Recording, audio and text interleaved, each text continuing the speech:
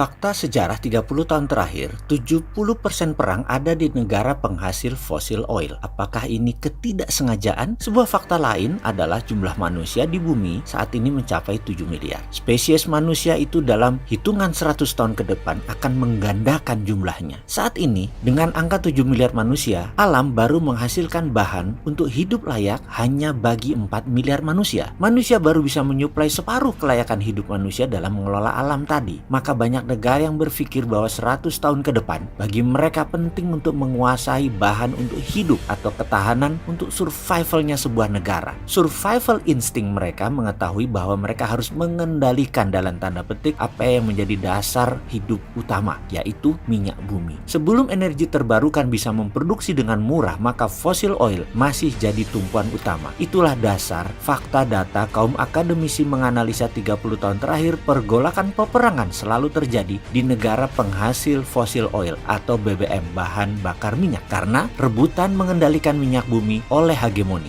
Jadi perang tersebut adalah man-made disaster, bencana ciptaan manusia. Dengan sengaja diciptakan ketidaknyamanan, ketakutan sehingga daerah tersebut bisa ditaklukkan, bisa dieksploitasi. Ada economic assassin, juga ada economic contrador, penaklukan ekonomi dengan menggunakan cara militer di belakangnya. Tidak banyak negara yang memainkan strategi ini, hanya Amerika, Cina, Rusia, Inggris, dan Jerman. Mereka sangat pintar dan powerful. Apa buktinya? Kelimanya adalah penguasa perdagangan dunia, dan mata uang mereka, euro ditambah euro, adalah menguasai dunia. Cara berpikir dan bertindak mereka menggunakan konflik, divide et impera, dan itu terbukti efektif. Itu taktik perang kuno yang telah diterapkan sejak zaman Macedonia, Kekaisaran Romawi, bangsa Viking sudah menggunakan dalam penaklukan sebuah wilayah. Data statistik perminyakan dunia menyatakan bahwa 30 tahun ke depan cadangan minyak bumi akan berkurang dan tidak layak tambak. Sehingga survival insting yang mereka saat ini pasang adalah melirik negara penghasil sumber daya alam terbarukan. Negara subur, tropical, katulistiwa menjadi sasaran utama lirikan corner of their eyes. Akankah mereka mengacaukan negara subur tersebut berpecah menjadi kecil-kecil seperti Balkan menjadi 10 negara ex-Soviet? Atau kita tahu bangsa Arab di Jazirah Arab memiliki bahasa sama, agama sama, etnik sama, namun mereka belah menjadi lebih dari 10 negara? Apakah Indonesia ditarget? Mengapa tidak? Indonesia itu punya 500 suku, punya lebih 500 bahasa. Dulu semangat pluralismenya kuat. Kita dulu merdeka di tahun 45 adalah jerih payah tumpah darah bangsa Indonesia sendiri. Dulu kita bersatu karena kita ingin keluar dari penderitaan bersama atau common sorrow. Dan sekarang gejala disintegrasi mulai terasa dengan lemahnya ideologi Pancasila, dan gatra bernegara sudah mulai digerogoti. Secara tidak sadar telah menjadi bahaya laten baru. Pastinya asing bermain memakai kaki tangan anak bangsa yang tidak sadar dimanfaatkan karena ego mereka masing-masing. Di sisi lain,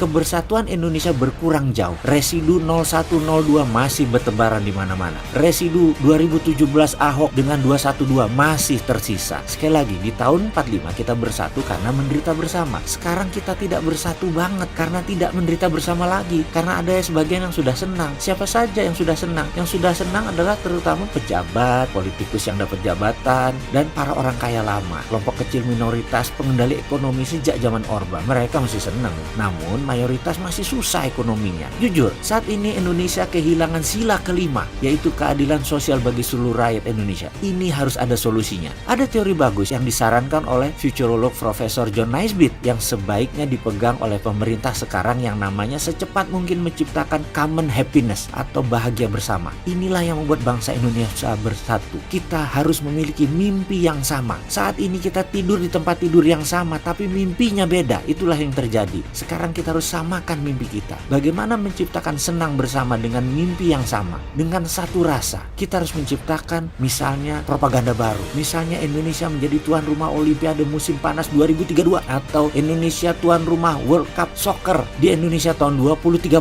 Ini bisa membuat Indonesia bersatu dengan common happiness. Cara ini dipakai Cina yang dicanangkan tahun 2000 dengan kampanye Olimpiade Beijing 2008. Cara ini juga dipakai Jepang hingga bersatu sehingga bisa menyelenggarakan Olimpiade di tahun 1964. Intinya, fokuskan perhatian masyarakat dengan sebuah kesenangan bersama. Kumpulkan seluruh BUMN, pengusaha swasta khususnya UKM, media mainstream dan perdagangan online. Seperti zaman Pak Harto lakukan mengundang ke Tapos, berikan direction. Saat ini bangsa Indonesia memerlukan directed leader dengan seragam informasi yang sama. Lalu benahi hubungan internasional terutama poros Jakarta-Washington. Benahi ketahanan pangan, ciptakan lapangan kerja massal dengan equity crowdfunding, serta bangun infrastruktur dinamis. Modal asing masuk, minta tahan di Indonesia minimum 5 tahun setelah beroperasi usahanya. Dan bebaskan pajak. Ini akan membuat mereka tidak tektok bolak-balik beli jual beli rupiah, namun arahnya masuk ke Indonesia. Usahakan manufaktur dan industri yang masuk ketika diproduksi adalah menggenjot ekspor, bukan memakan pasar lokal tetapi menggantikan fungsi impor. Dan sekali lagi, kita harus menambah ekspor. Dan fokus ini ada di industri material bahan baku setengah jadi menjadi bahan jadi. Inilah sekilas saran tentang strategi pengalihan isu, di mana sebelum propaganda ini dijalankan, master plan ekonominya harus fix terlebih dahulu. Jangan kebanyakan urusin politik dalam negeri, ketekan partai-partai nanti kita.